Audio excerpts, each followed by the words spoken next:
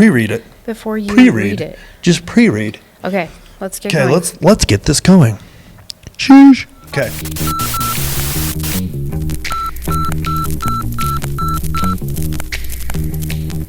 And I remember her saying, okay, you're going to play Mr. Sin today. And she hands me this purple puppet with a nasty mustache. Pop the little puppet up, and literally on cue, 80 kids out there all, boo, no, yuck, I hate that guy. I was like, man, these guys are trained on cue. Like, I don't know if they got candy for doing that or what. But oh, man, they just want to come down on someone. Theological teacher. Deep theological teacher. Well. Hey everyone, welcome to Together We Build. This is episode 9. I'm super pumped about this episode. This is number 2 in a series covering Nehemiah and this incredible commentary that Prudence wrote. It's amazing. It'll be coming to you version next week. Just kidding. No, actually it's super good. And we're going through it. This is number 2 in a 3-part series, which means if you're watching this and you have not seen part 1, you need to go over to eaglemountain.tv and click on Together We Build and make sure you watch episode number 8 before watching this one. Or just watch episode 8 after watching this one, because they don't really need to be in order. It'd be better, but they don't have to be. So, yeah. But before we do all that, you know what we got to do. What? What do we got to do? Is it the be or not the It's be? the be or not be. Discussing. It's the be or not be. Is it a real news headline? Doesn't mean it's true. All right, course, so let's get into this. Is this the be or not be? So again, the rules to this game are Prudence is going to guess. I'm going to read an article, headline, the news headline. And then it's either a real news headline or it is a Babylon Bee news headline. We're not trying to decide if it's fake news or not. We're just trying to decide if it's Babylon Bee or not. Okay? So, ready? Now, on the last one, I think you got 75%. I did. By today's grading standards is an A++ with extra credit and a participation trophy. So, good job for that. All right, ready? Houston drivers play rock, paper, scissors to decide who moves ahead in traffic during traffic light outage. It's got to be a Babylon Bee. Houston drivers play rock, paper, scissors to decide who moves ahead in traffic during a traffic light outage. B or not B? It's the B. It's the B. Final answer? You are incorrect. No! What? That is a real life situation, which is totally fantastic. And well, at least it isn't terrible. And it may be more effective than the traffic lights, I think. Okay. How could they even do that? Like this. Well, I know, but they got to get out of their cars to do this. No, they do it in the window. They look at each other and they're like, okay. Is this a specific spot? This is happening? The traffic light was out. And they decided to do rock, paper, scissors. I don't know. It had to be a weird situation because if the light goes out, it turns into a 4-way stop, right? Like maybe in Houston they don't read the driver's manual. Maybe not. No.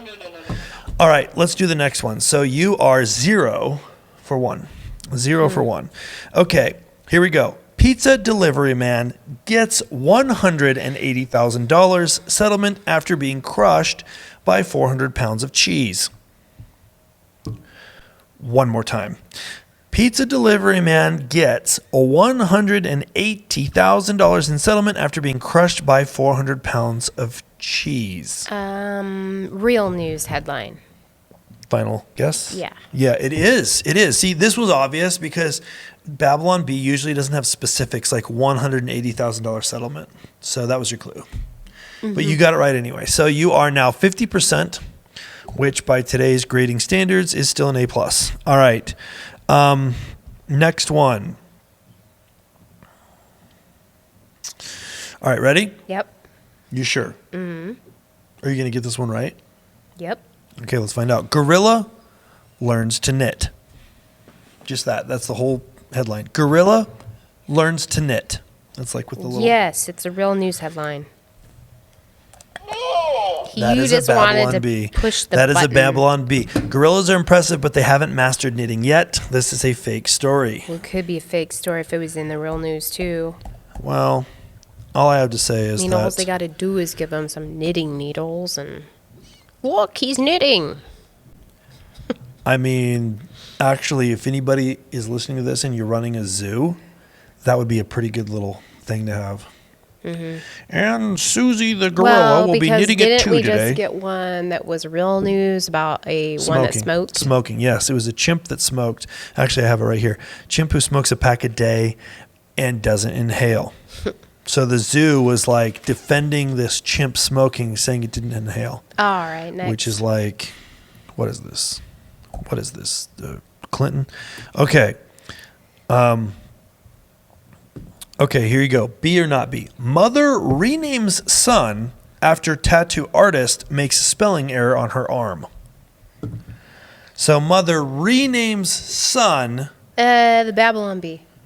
Mother renames son after tattoo artist makes spelling error. Babylon Bee? Yeah. No. You got 1 out of 4 today. This mother. So it's easier just to rename the kid. Renamed her kid after the tattoo artist misspelled the name on her arm. I'm having a hard time wrapping So the biggest winner here is the tattoo artist, for sure. They misspell and the client doesn't make never mind. I'll just change the kid's name. You know what? That's fine. We'll just go to the courthouse, change the name. It's no big deal. We always spell Paul with 3 U's, obviously. Like, I just can't even.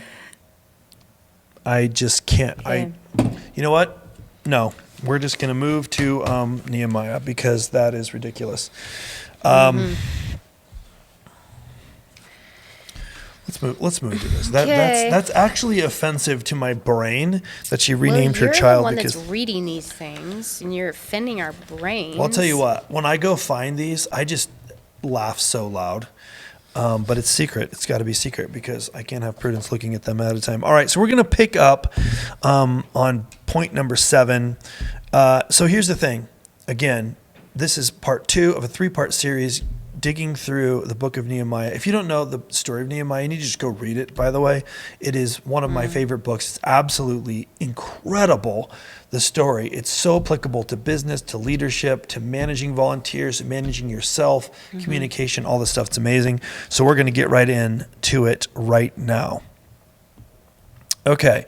Point number 7 here by Prudence. The opposition grew in fury as progress was being made. There was a lot of evil plotting and planning to take them out and stop progress. Confusion was mentioned as a strategy in Scripture. So that is, in the last episode, we talked about some of the opposition. Like right when Nehemiah got started, he got approval from the king, who is not a godly king. Got approval from the king, go forth. And the second that happened, he actually got massive opposition. Yeah, so it's like this, but when Sanballat and Tobiah and the Arabs and the Ammonites and the Ashdodites a lot of ites. heard that the repairing of the walls of Jerusalem was going forward and that the breaches were beginning to be closed, they were very angry. Yeah, ticked. And they all plotted together to come and fight against Jerusalem and to cause confusion in it. Yes, the King James is Maddith. They were Maddith. Yeah. Just kidding. That's not King James. We have a wall here in the U.S. that's supposed to be being built. We have a wall. It was being built. It was being built, and somebody stopped it. Yeah. See, the trick here was that Trump should have got that done in 52 days. Yeah. And then we would be done. I think it's a bigger wall. The opposition. We have no excuse. That could have been done in 52 days. It could have. There's a lot of game playing. But there was a lot of opposition. In case you guys didn't know this, there's a lot of game playing in the government. Mm-hmm. In case you weren't aware of that. So the opposition grew in accordance with the success. So as Nehemiah began to have progress, the opposition grew right along with it. They didn't give up. Yeah. So they started out trying to make a mess, and then as progress was made, even bigger mess was an effort was put into it. I think this is important because I think a lot of times people take the verse, resist the devil and he will flee, to mean if you just avoid him a little bit, then he's going to run away and hide in a hole. And that is definitely not what it means. The opposition grew. So then Prudence has got these questions, which we went over last time, where she's it's positioned for a church body. But again, this can apply to business, this can apply to family, personal management, everything. But the way that that you wrote the question here is so good. Confusion was a plan hatched to get the building to stop. Mm-hmm. So confusion was used. Mm-hmm. Let's not just create opposition. Let's not just be an irritant. Let's actually confuse the situation. Mm-hmm. They Here's wanted the question. to remove clarity. Where have we seen the spirit of confusion here in our church body, or for you and your church body, and how have we stopped it or are stopping it? Now, again, this applies to your business, your family. Like, think about your family. So your family is moving along. It's got an assignment by the Lord. It's doing well. And then confusion sets in. Yep. What are you doing about it in your family? Mm-hmm. What are you doing about it in your organization? What are you doing about it? Well, I mean, I always say recognizing that it's happening, especially I think as we're talking about our own project of building an apostolic resource center. Yeah. And all the components that go into that. Yeah, there's a lot of stuff. I would say that maybe we haven't done the best job so far in bringing clarity to our community about what we're really doing. And yeah, if you're doing something new, this is even more important. Yeah. Yep. So, but just recognizing when I think it's easy as human beings to really not be aware that the other person isn't on the same page as you. Yeah, for sure. I mean, we assume that everybody is on the same page, and we're all understanding, and really we're just not. And it's kind of like, I mean, this is kind of a little kid example for myself, but when I was a kid, I took writing lessons, and I took both English and Western style writing. And in English writing, there is a lot of rules and regulations, not so much in Western. There's a few, but not near as many as in the English world. And there is something called posting, which is basically when in English writing, when your horse is trotting or cantering, then your derriere has to be sat in the saddle. I'm going to translate for you guys. That's your butt. Thanks, Chris. Not everybody knows. Well, they're learning.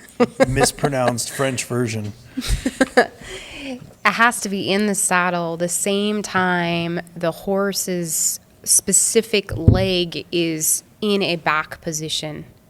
So when that horse's leg moves back, your butt sits in that saddle and it meets that exact moment. And for a long time, I didn't understand what I was even supposed. I didn't understand the rhythm. Once I understood the rhythm, we were good to go.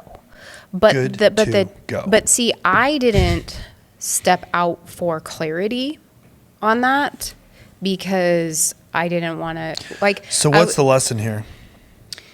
Well, the lesson is if you don't understand. So if you don't understand, you need to ask. You need to not be so full of like, maybe I had like some kid pride or something where it's like, no. Oh yeah, I'm so far into these lessons. There's no way I could ask this question. Almost like if you were like years into piano lessons, you didn't know how to read the music or something. Something like that. But my point is that we need to make sure that we don't have enough. That we aren't having pride stop us from asking for clarity when we're confused about something or feeling like we don't get the bigger picture and we want to. Pride? No. Go Yeah. away. You're not wanted here. So, but also doing our part in the managerial process of making Managerial. sure that people understand. Yeah, that's super important. And you have to keep perspective to do that. All right, let's move to number 8. Nehemiah prayed and also set up a plan on action with guards as protection against them day and night. So I really like this point here because I think a lot of times that we can kind of get in this thing where we're like, hey, pray, and God will take care of everything. And then a lot of times we get into the flip side of that coin, which is, hey, we need to make sure we've got all of our bases covered. And we usually don't say this, but like subconsciously, it's like, we got to make sure all of our bases are covered because we're on our own here. So Nehemiah did both. He prayed fervently. Is that how you say that word? Fervently? Fervently. Yeah, It's a weird word. That's enough. He prayed well and also had a strategic plan in place with people as set as guards with their swords ready to go at all times. So this is like a really great example of partnership, I believe. Yep. Yeah. So, yes. So I love the way you frame this question here. Are we setting up action plans to go with our prayer to defeat the spirit of confusion? Is our first tool to fight or prayer? And are we setting up action plans to go with that prayer to defeat the spirit of confusion? I love that. Takes an action plan to go with that, to go with it. Hand in hand, skipping down the sidewalk. Yeah. And we see all through here this story that Nehemiah prayed first and then worked out that tangible action to go with whatever it was that he was asking the Lord about or with. Yeah, it's so good. It's so good. Okay, let's look at number 9. Discouragement was setting in on the builders. It was a common phrase being talked about among the people.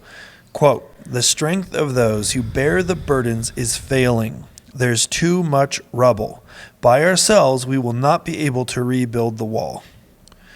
So, first thing right off the bat, you've got some really powerful points here. I want to get to those. But first thing right off, discouragement is to be expected.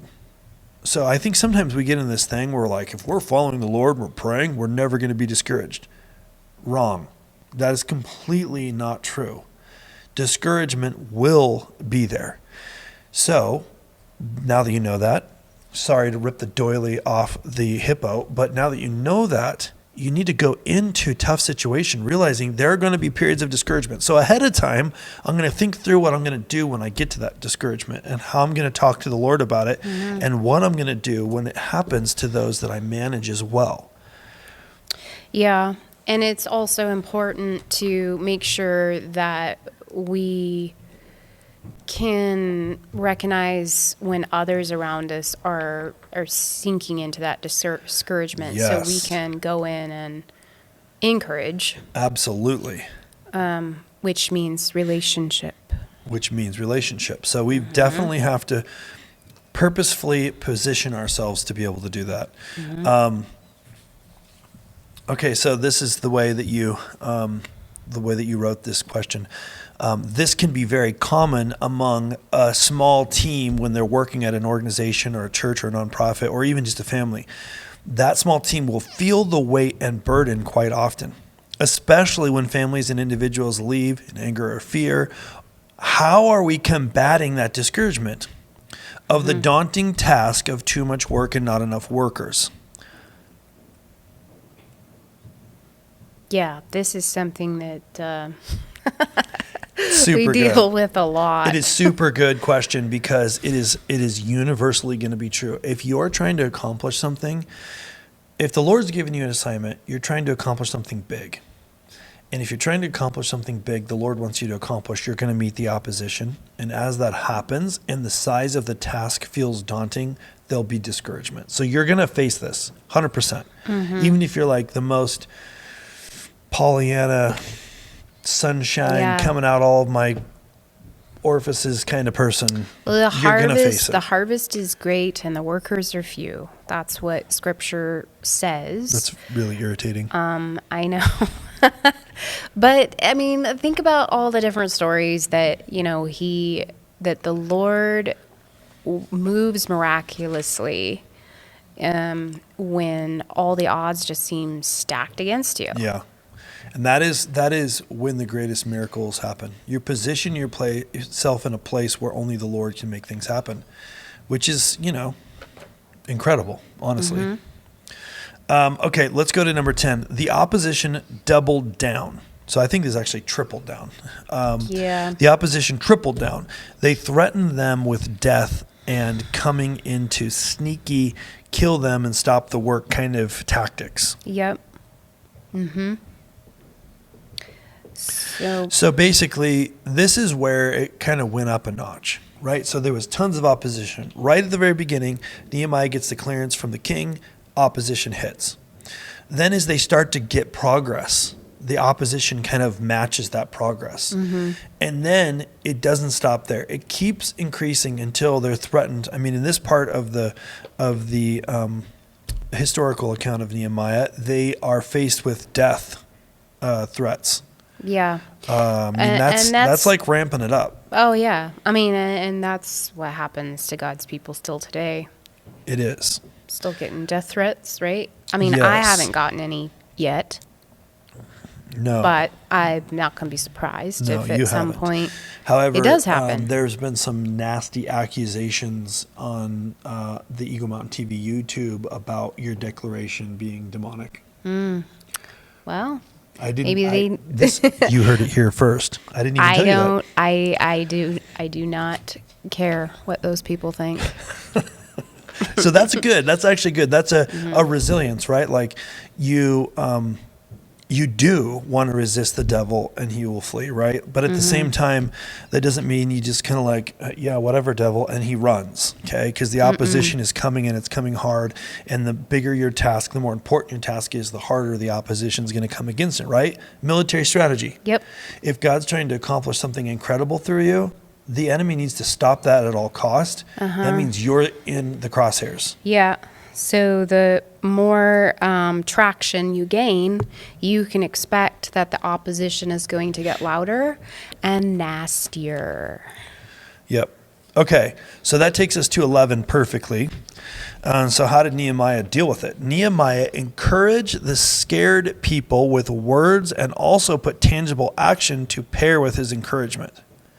So here's the verse. He made sure the families were close to each other and that they had physical weapons to protect them, speaking to all people, not just the bigwigs, but to everyone. Do not be afraid of them. Remember the Lord who is great and awesome, and fight for your brothers, your sons, your daughters, your wives, and your homes. So he gave them two things here. Three things really. A pep talk. He got them all together and he got them pumped. And he recast the vision. He helped them see the purpose behind what they're doing. That's really important. You cannot not do that. And you have to keep doing it throughout your project. You've got to keep doing it. Life journey. People that are following someone else's vision need to be reminded of the vision often. Not tricked, not swindled. They need to be reminded. Because remember, it's not their vision, it's your vision. If you're the leader, it's your vision. They've bought into it. They want to serve it, but it's not their vision. So it's your responsibility to remind them. And when the enemy comes into attacks, it's easy to forget. And then he gave them tangible action. So he set them up where he said, okay, this part of the family's building, and then you guys have the swords and you're facing back to back while they build. You don't stop the work. You don't stop the work and get ready for the attack. You literally keep building, and you guys fend off any bad guys that come back to back, protecting each other, which is exhausting. I mean, that's just crazy, right? Yes, it is. So then he reminded them again of the vision. So this whole part, remember the Lord who is great and awesome, and fight for your brothers, your sons, your daughters, your wives, and your homes. So remember, the reason they were building this wall, this is basically saying that what Scripture's saying here is you have to recast the vision. In this case, the vision was they had to rebuild these walls to have a secure city. They're literally fighting for their homes and their families to not be raped and pillaged and attacked, which had been happening for years and years and years. Let's parallel that with even just today and what we're living amongst We have to fight for our homes, for our homelands, for our families, for, those things that are precious to us, because we are losing them in a battle that the devil is trying to claim. Yes. It isn't rightfully his, but he's going after them. Yes. And so it is extremely important for us to sound that vision for each other as Christian brothers and sisters. What are we doing? Yeah, for sure. Like what are we fighting? Why? Why What's are the we why fighting? behind it? And who are we fighting? And I think that the spirit of confusion, which was that this episode or the last one? I don't know. They're both think it was amazing. And just, everybody that's watching this seen the first one yes, already. but that spirit of confusion is prevalent right now in our society. Oh, yeah. We're terribly confused about who we are and our identity, sexually, gender-wise. In every area. I think this may be the first time in history where every single area has confusion. Yeah. People don't even know what gender they are anymore. Yep. People don't know what they believe in. They don't know why. They don't know why they're even here. Mm-hmm. It's crazy. So the spirit of confusion is powerful. This whole section that you wrote here is amazing. I'm just going to read through this, actually. As leaders, are we speaking to everyone, or are we choosing only a select few to speak to? Is our community separated and divided in knowledge and vision and encouragement? So again, Nehemiah brought everybody together. That's the lesson here. Are we aware of the fear being spread among us as leaders, or are we only getting the things secondhand or not at all? In other words, are we hearing from the people, or are we just relying on intuition, what our few trusted advisors tell us? Are we as leaders connected and able to be heard by all the people, not just the elite? Are we as leaders able to refute the fear with the truth immediately, or do we hesitate? That's super powerful. So when that fear comes, are we quick with a rebuke of the fear? Or do we kind of step back and go, I hadn't thought of that? We need to be quick with the rebuke of that fear. Any delay in that rebuke of the fear gives a massive foothold to the enemy. Nehemiah put the clans close to each other because he knew isolation was a hazard. Are we staying close to each other? Nehemiah put action to his words. He stocked them with weapons and made sure that they were on their guard. What is the tangible weapons that we're using today? This is just packed with nuggets of wisdom. Nice job. Well, mostly just questions that we need to ask ourselves. Yeah. So answer those. Answer those questions. Because that's kind of a lot. Yeah, right that's there. super good. Okay, let's move on. 12. The bad guys' plan was foiled by God. He frustrated their plan. The bad guys knew, the good guys knew what they were planning. Mm-hmm. I love that.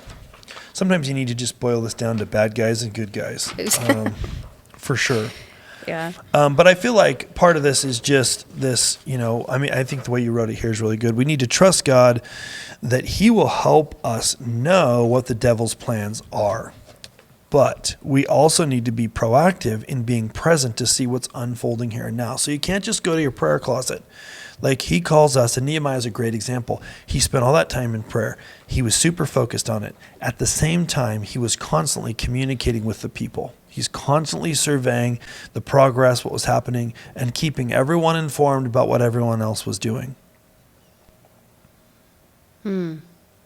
Yeah. What number are you on? Well, we're just about to do number 13, Okay. unless you have a point on number 12. Here's number 12. Oh. Yeah. Okay, let's move on Let's to number move 13. on. Let's move on.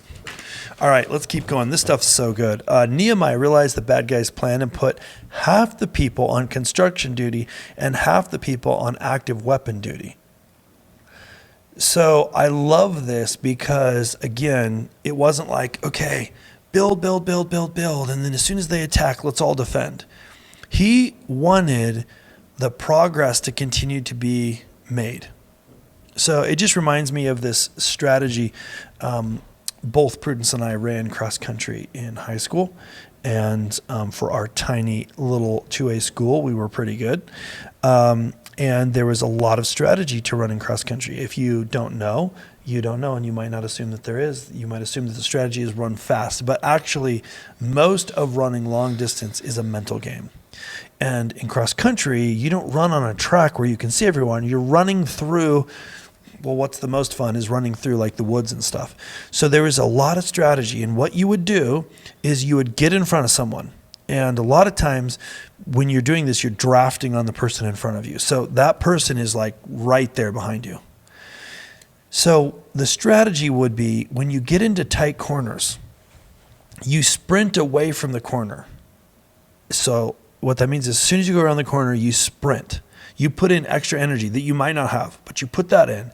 And the reason is because when that second person that was right behind you comes around the corner and now they're 30 feet ahead, there's a big mental discouragement. And then what's really good is if you get one more corner pretty soon where you can get another 20 or 30 feet in front of them, then it's very discouraging and they feel like they can't caught up. Now you can actually at that point typically slow down and kind of catch your breath because they've already been defeated mentally. So I feel like one of the most powerful lessons inside of Nehemiah is the strategy to split people in half. So he did not, like when they were getting attacked constantly. So the goal was the wall is still being built even while we're defending ourselves against this attack. That's discouraging to the enemy. It's very discouraging. And by putting a lot of people on that security detail, it actually made, I think, the builders feel safer and able to concentrate more clearly on what they were doing. Because they felt like they had that support. Yeah. So really, what is our weapon plan? Maybe half of us should be wholly on that detail. Yeah, exactly. I mean, if we're gonna really follow some cues and tips here. So where this really gets tough is when you feel like you don't have enough people. Mm-hmm. So that's where it really gets tough, but I feel like that's where the strategy is the most important. And you're going to have to work with the Lord to figure out like if there's literally not enough people. But further into this story, I mean, these workers also will eventually talk about that, but the builders actually weren't so bogged down that they couldn't use a weapon if it came to that. Yeah, right. So I think when there's so few of people that's doing the work, you really have to. It becomes even more important. Yeah, right? But we also need to be careful not to bog people down to the point where they cannot defend themselves. Yeah, so for anyway, sure. that's another point that comes up. But okay, so that's super good, man. This is so, it's packed with so much goodness. Okay, the leaders backed up in support for the whole house of Judah who were building. They were probably emotional support and encouragement. They had to work together to be on the same page. Okay, so where this really starts to come into play, this is the one we're on right now. Where this really starts to come into play is the fatigue of the battle, right? So like they've been working on this for decades, and now they're in this push to like complete the whole thing in a miraculously short amount of time. So everybody's tired. And this is when the leaders needed to come in with that leadership and strength and kind of give the strength to the people. Mm-hmm. Well, it has some more points here. Go for it. The leadership was doing support for the builders. And this included I'm assuming, a lot of transparency and vulnerability and time spent listening to what they needed, both tangibly and in the spirit realm. So questions, how are we supporting our builders and what is our plan to make sure our builders feel supported? Are people happy? Are we able to, and hearing what the builders are unhappy about? Yeah. So sometimes there's going to be complaints. Sometimes, a lot of time, I would say there's more complaints than positive thing sometimes. People are pretty good at complaining, Yeah. generally speaking. So what outlet is set up to hear their needs and complaints? Right. You know, how are you setting up the proper trash cans for people to put their trash into? Yeah, for sure. So we do this physically and tangibly. You've got garbage, it goes in the garbage can. Nobody wants to see the trash spread out all over the floor. Right. Who wants to live in that? Not me. So it's the same thing with our emotional state. Yeah. And I think this is where it becomes really tough, because a lot of times as leaders, a lot of times leaders will be kind of galvanized, right? They'll have been doing this for a long time. They'll be tough. They'll be toughened, if you will, calloused, if you will. And so then when the builders, right, the average person on your team comes and complains, there's oftentimes this kind of like, are you kidding me? Deal with it. You know how long I've been doing this? That is a really bad approach, because they don't have the same context as you. They're not the same position as you. They're not in the leadership position. Like, you literally are leading them, and that's not leading. That's dismissing.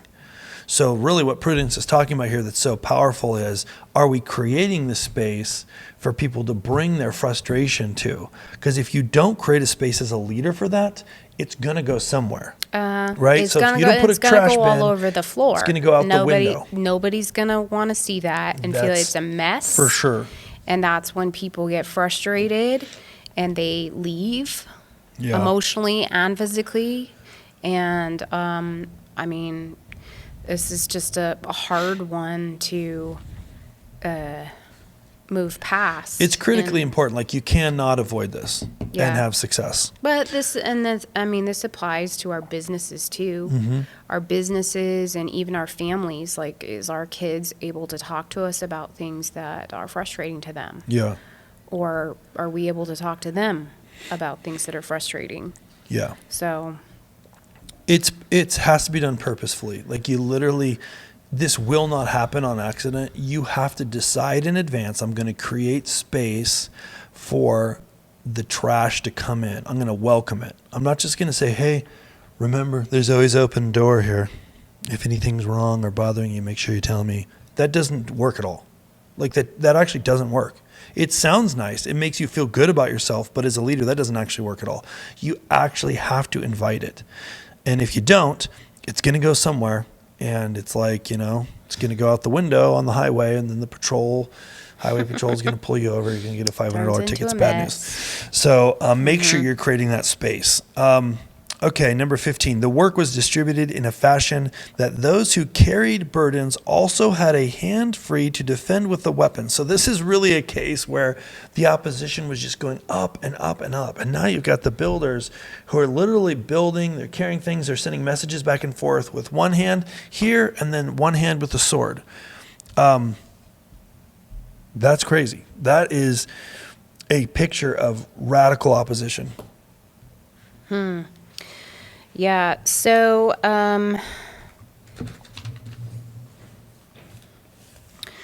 so they really couldn't be overloaded to the point where they didn't have the energy and capability to protect themselves. And I think this is a picture of a builder becoming exhausted and burnt out, and then at risk of dying in the spirit because they didn't or couldn't make time for their own spiritual selves to be strong enough to defend when the devil showed up. Right. And that he always will find the weak He'll always spots. find the weak ones. He always finds the little sheep by himself.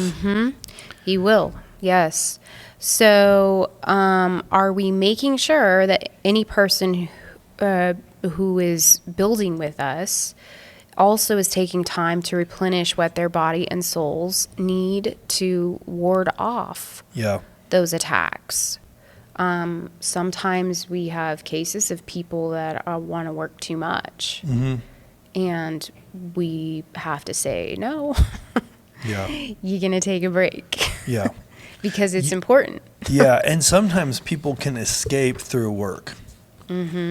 So sometimes if you're in a leadership capacity, you're going to have to I mean, you're going to have to make that call for somebody. And you're going to have to make should they that, make it on their own? Yeah, they should. and you're going to But have you to need to do it also, when they you're going to won't. also have to, we have to protect ourselves too, and make sure that we are putting up boundaries and Right. not just being used up over and over and over and over. And what better person to say, I can't handle anymore than yourself? Well, I mean, you need to, right? And then if you're in a leadership position, you need to be paying attention to the people around you as well, because they may not even recognize that they need that. Mm-hmm. It's like a super powerful trick of the enemy. Yep. Okay.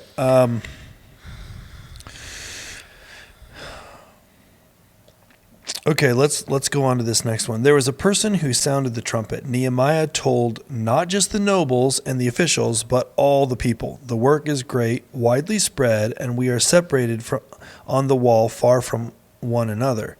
In the place where you hear the sound of the trumpet, you rally to us there. Our God will fight for us. So this is really a super good point of there has to be rally points. There has to be communication to everyone. You can't have only a million little conversations. Yeah. You have to have good communication to all. Now, we have really no excuse nowadays. We have so many tools they didn't have. They literally were in the middle of building a wall, in the middle of defending themselves against death. And still we have people that say, I didn't know. I didn't know. We did skywriting. We did paper. We did smoke signals. and a Facebook post. everything. So but the reality is that we live in a more distracted world than ever before. Yet we have more tools than ever before. So we really don't have an excuse, and the enemy's tricks are still the same. He wants distraction. He wants the vision not to be cast and spread. So Nehemiah was just brilliant here in creating a situation where he got everyone together, and he got them together regularly, even though it might feel like what makes sense in the moment is to not get everybody together. Mm-hmm. Right? Like, it was so hard and dangerous to do this. But he did it anyway. And now we don't even have an excuse. Like, why not send a group text? Why not send a group, video message or something like that? We don't even have to fear of being, chopped down by our enemies like they did. Yeah. I also feel like in today's day and age, people really take all these different forms of communication for granted. That's true. They just assume, like, they're just... In some cases, they might just be inundated with, advertisements or whatever, and they're just so, I don't know, numb to it, that they literally just don't pay attention. Yeah. And not only that, but again, that's where the distraction from the earlier parts of this come out as well, right? Like, if you're not communicating the vision repeatedly and creating the space for them to communicate with you, that's when the enemy comes in and, gets to distract people. Mm-hmm. Right? Like, one of the concepts that you learn when you're learning to fly is, we're on this one now, learning to fly is how important the accuracy of your navigation is, right? So if I'm flying from one little city to another little city and they're 20 miles apart, I can be 1 degree off and I'll still land at the airport. But if I'm flying from one city to another city and they're even, 50 miles apart, if I'm 1 degree off, I'll miss the city. Yeah. And if I'm flying across the country and I'm 1 degree off, I'll miss the state. So making sure people are in alignment is critically important. Yeah. So I guess questions would be, how is your organization or community or whatever it is that you're doing how are you at communication? Yeah. And is the top of the leadership working with one another and communicating all the things that are vulnerable and needed? I think sometimes there's things that need to be shared with each other that aren't. Right. Because maybe people are afraid that rumors might get started from it. But transparency is important to be able to have everyone on board and in that protection mode. No, this is the truth of it. Right. If you hear anything different, this is the truth. Set it straight. Right. So it's important for that communication and transparency to happen, I think, between the leaders. Mm-hmm. Absolutely. And if you don't, you're going to feel it. You're going to absolutely feel it. All right, let's move on to 17. Yep. They worked hard, and though they took breaks from labor, their guard was never down. The physical protection was on 24/7. They literally aligned people up with swords and so forth to make sure everything was dialed. This is super important. This is super important because I feel like it's easy to kind of let that stuff slide. Like you go a couple of weeks where you haven't been attacked, and then you're like, you become relaxed. Mm-hmm. Yep. Yeah. This is where it and goes I right think here. that this, I mean, we're not talking about deliverance right now, but this is kind of what happens when people go through the deliverance process, is that there is a break from attack, and then it comes back super heavy. So it is extremely important for you never to just let your guard down as far as what you're doing in protection, even just in the spirit realm, mm-hmm. especially there, because that's where our battle actually is. For sure. So let us not be lazy and forget in our break time to make sure that we're still on guard. I mean, there's two parts to this too. They took breaks. Mm-hmm. That's another thing too, is they actually took breaks. So don't let the lesson be don't take breaks. Yeah. But their protection was on 24/7. The protection was on 24/7. The protection detail was always The protection was on 24/7. All right, let's move on to the next one. There were problems with finances within the people's lives. The Jews were having trouble paying their tax to the outside government, also having money to buy food. They were taking on mortgages on their property to get food because of the famine. So it's just a series of bad economic instability and so forth, similar to what we're facing right now in some ways. This was bad. They were selling their own children into slavery to make money to pay the bills and buy food, which is just mind-boggling. But I feel like they're having radical inflation. They're having economic instability. They were having really high taxes. It sounds like 2022. Yeah. But here's the thing, is this was, again, layering on more attack from the enemy to cause distraction. What are your other thoughts on this particular point? So I guess the question I had was, are we as a people group sacrificing our family and our church family to pay the bills? And I think that this is one that we can easily fall into the trap. Because we want to work hard to provide, but then there's that happy medium where we're like, need to be able to trust the Lord that He's going to provide. Yes. When we take that break. And sometimes this is very difficult to do. Can we take the break and trust Him that He's going to provide for us to have that rest? Yeah. Gosh, that's tough. I think this is one where you really got to stay connected to the Holy Spirit, because this is so easy for the enemy to come in. Not having enough resources, financial resources, is one of the age-old tricks, and it works so good. It's very, very powerful. Mm-hmm. Nehemiah was very angry. He thought about it by himself. Then he came down to the officials and the nobles who had been perpetrating greedy behavior among their own people.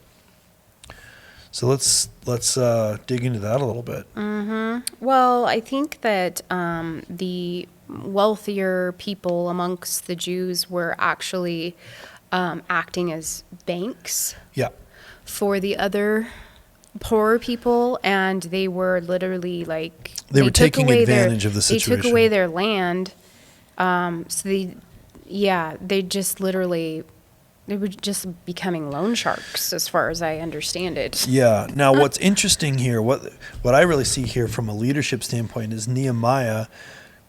This wasn't affecting him. Remember, he's not even from here. When he's done rebuilding the wall, he's going back to the king. He came with resources, so it's not his issue really. But he backed them up.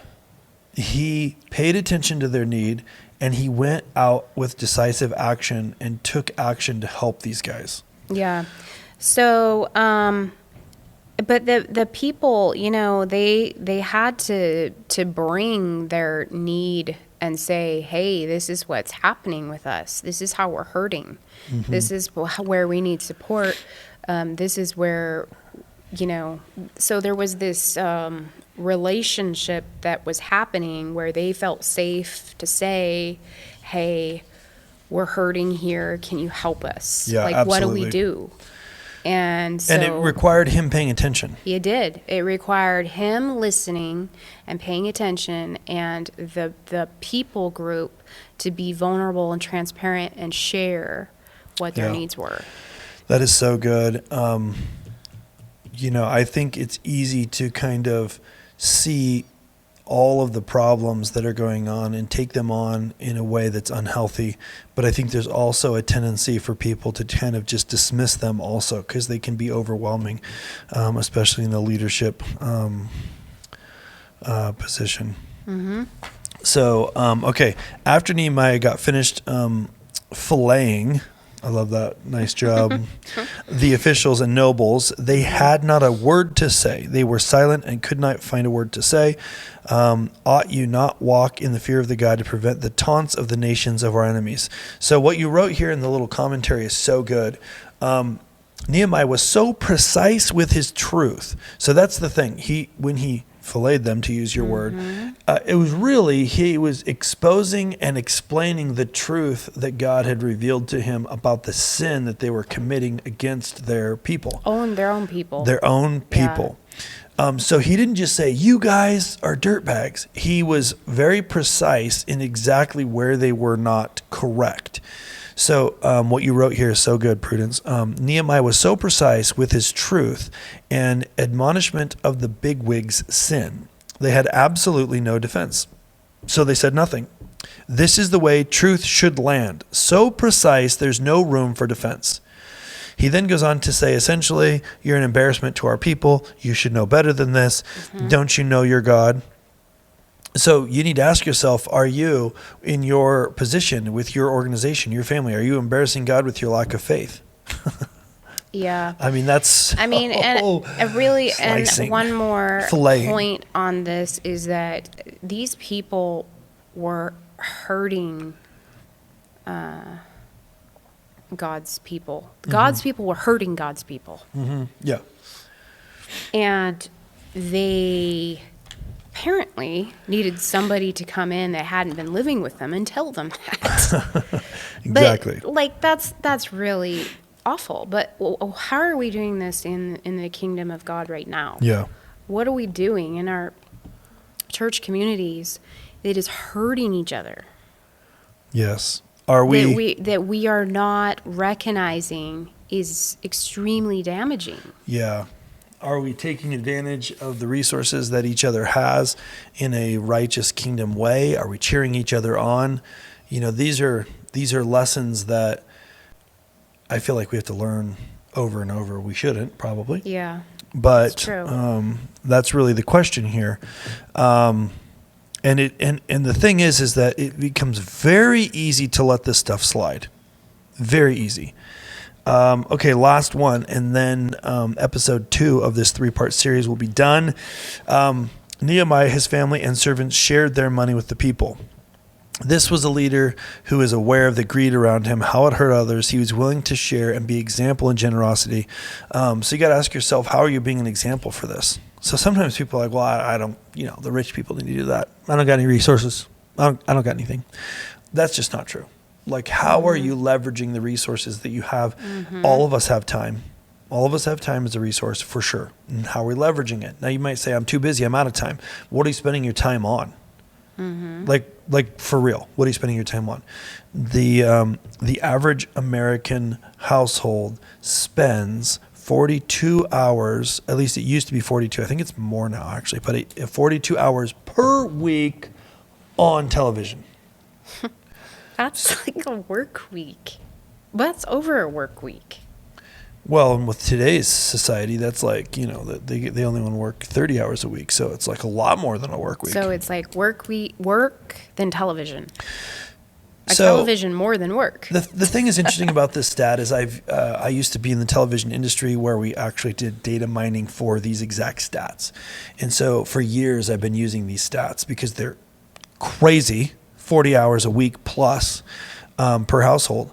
But what's interesting is I've never seen this not happen. Every time I've ever used that stat, the person I'm telling will immediately deny that it's them. Well, it's not us. I mean, we don't even watch TV at our house. And it kind of reminds me of that Jim Gaffigan skit where he's talking about McDonald's and he's like, everyone says they don't eat McDonald's ever, but they sell 9 billion hamburgers every hour. So somebody's eating them. I'm not a calculus professor, but somebody's lying. And since there's McDonald's everywhere in the world, they're not lying. Okay, they're selling hamburgers and people are buying them. So it's just like people are watching TV. And I'm not saying there's anything wrong with watching TV, but again, the question you posed is, where are you spending your time? Where are you spending your time? Because time is really one of our most valuable resources. Everybody gets the same amount per day. Yes, per day. Yes. Everybody gets the same amount per day. So that person that you think of when you think of they're accomplishing more than they could possibly imagine, I don't know who that is, Elon Musk, Mother Teresa, I don't know who it is for you. They have the same number of hours per day as you do. So we all get the same number of hours per day. We don't all get the same number of years. But we all do get the same number per day. So how are you spending yours? That's really the question that Nehemiah was going after right here, is how are you spending that time? And that's a question that you should be asking regularly. Regularly, for sure. Right. So generosity is really, it's going above and beyond, and we all have places where we can be generous. And again, it's part of the vision too. Like part of the vision is the example that you set, and people want to follow a leader that is inspiring. So that's it for today for this particular episode. We've got a lot more to dig into. We're going to wrap this up in episode number 10.